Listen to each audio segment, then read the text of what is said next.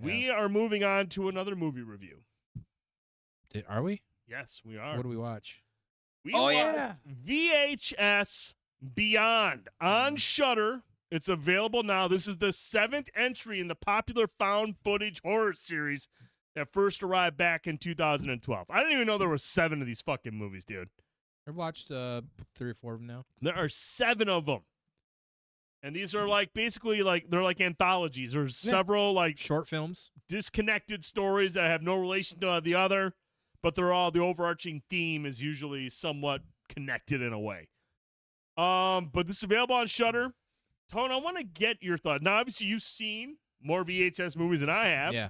What was your thoughts on this one, and how does it stack up with the ones that you have seen? Well, I feel like all the VHSs that I've seen so far, there's usually 1, maybe 2 that stand out. I think at best they're pretty inconsistent. Some got some great concepts. I think there was one in the last one that I really liked, 1 or 2 of them.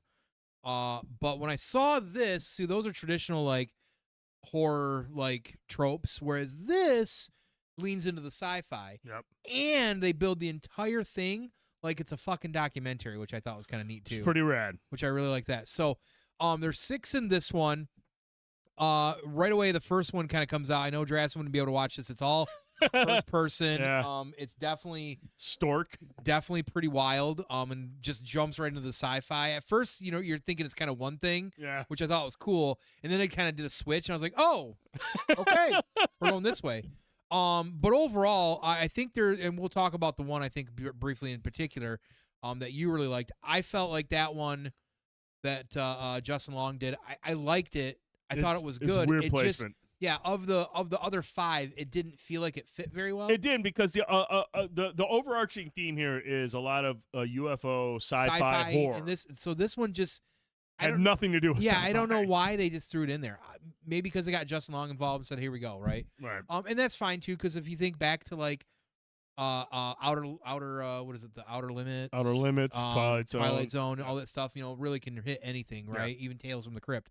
So I get it, but there were a couple in this one that I can't stop thinking about. And I know, Britt says the last one was definitely her favorite because it's got Adriana Pierce. Is that right? Elena Pierce. Elena Pierce from IGN. That's what I said. A lot of skin in that one, but not the kind of thing. That was a really good one. That's one of my favorites. But the 5th one is the one that I can't get out of my head. Yeah. Because it felt so GoPro real. Yeah.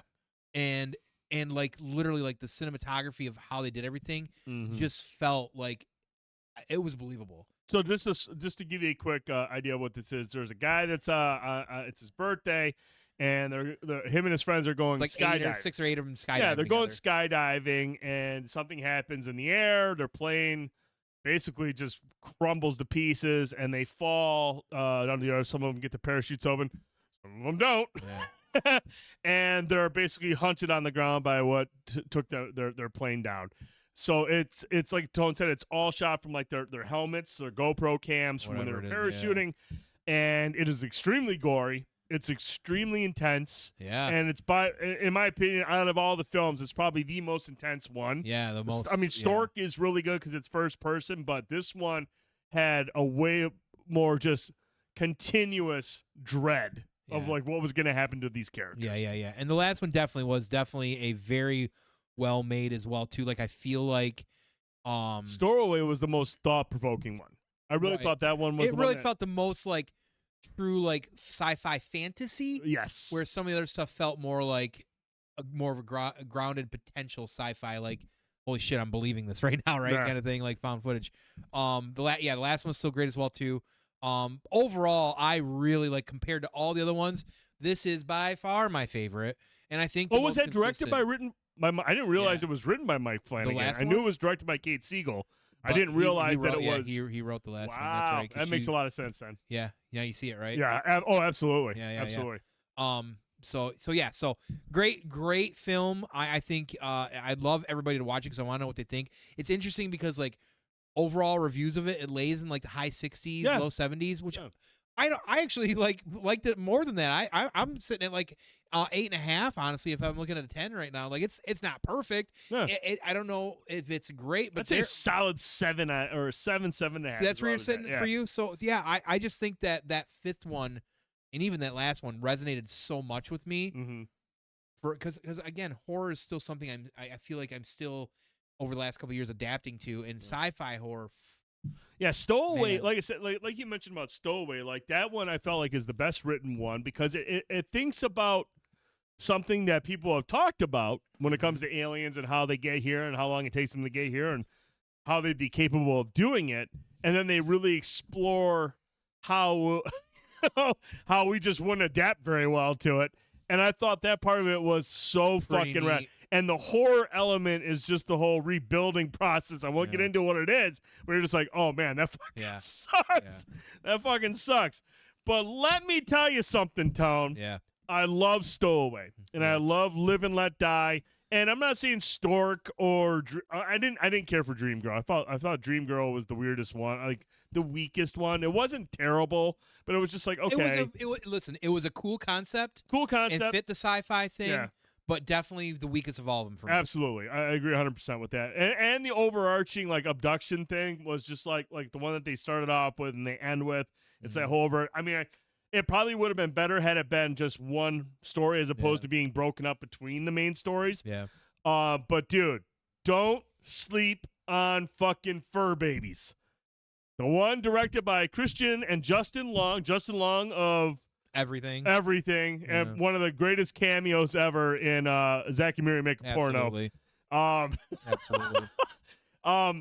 This one, Fur Babies, is the one that Tom mentioned that it doesn't line up at all with the sci-fi horror of the alien themes that you get in most of the other ones. This one doesn't match up at all with any of those, but it is the most tongue-in-cheek of the group when it comes to its humor, its dark humor, and its absurd premise. It is absolutely absurd. And the only reason, and it pisses me off, I didn't write her name down. I should have written it down. The main character of this is channeling her Kathy Bates Absolutely. from Misery. That's the first thing I thought of too watching it. Perfection. Yeah. She is absolutely crushing this, and it's the only reason that this actual story works. Yeah.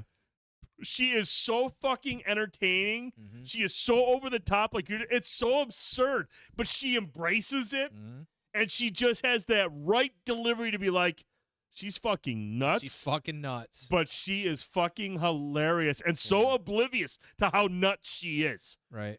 Like it was just it is. The whole time I'm just going, this is fucking wild. After the other ones I'd see, because I think before that you get Stork, you get the Dream Girl, and all of a sudden you get to Fur Babies, and you're like, what the fuck is going on? I think even more disturbing, just the premise and the story that freaked me out was when you were watching. You texted me and said, "Why am I got an erection watching this?" And I'm like, "Dude, that's not supposed to happen, man. Like, what are you doing?" I don't know, man. Being in a cage, being fed dog treats could be kind of hot. That's true. That could be something. But you like peanut butter. You know, I'm not gonna lie though, Tony. Like overall, I thought this was a really entertaining flick. Like it reminded me of like Twilight Zone the movie. Just has a couple of stories in there. Some of them are really good. Other ones are kind of like, well, it was a good effort. You need to watch the other ones. What's that? You need to go back and watch some of the other ones. This has inspired me to go back and watch the other ones because I didn't realize it was these types of films. But yeah, dude, this was fucking fun to watch. It was a fun to watch, and like I said, if you can get through Stork, and if you can get, which I don't think is bad, I just didn't feel like it was the best one. Like for your lead off one, I mean, I guess it's okay, but I thought it was great for it was a good lead off, but it's just like compared to like Live and Let Die. Eat Fur Babies and Stowaway, like it just felt like, man, you really did save the best for last. I appreciate that. Yeah. But no, I want to get you guys and girls' thoughts because I am not familiar with the VHS movies, but clearly there's a following there if they made fucking 7 of them. And this was this was wild, dude. Like I was really glad that I watched it. I remember you told me about it and it was on Shudder. And at first I was just like, man, I don't know about these found footage things. But then I was like, Shudder has had a fucking dude. For $5.99, you get probably 5 or 6 of the best horror films of the year on Shudder. Yeah. And there's a lot of bullshit out there, and that's fine. Sometimes it's fun to watch bullshit. Oh, I mean, it really is. And I guess and they do. They have their Sharknadoes in there and those goofy-ass horror films. But, man, they've got some fucking gems in there. Mm-hmm. Now, I just need them to add the ability to download their movies to my phone like I can with Amazon. But maybe that's where the $65.99 comes from. You don't get access to it. You got to stream it. But, yo, if you have not used your free Shudder trial, fucking download that and watch the films like The Devil After Midnight. Is that what it was? Or what was it? Late Night with the Devil. Late Night with the Devil, Infested. Yes.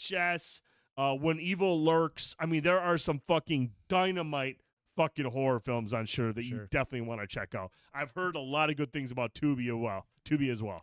Yeah, Tubi's got a lot of shit out there too.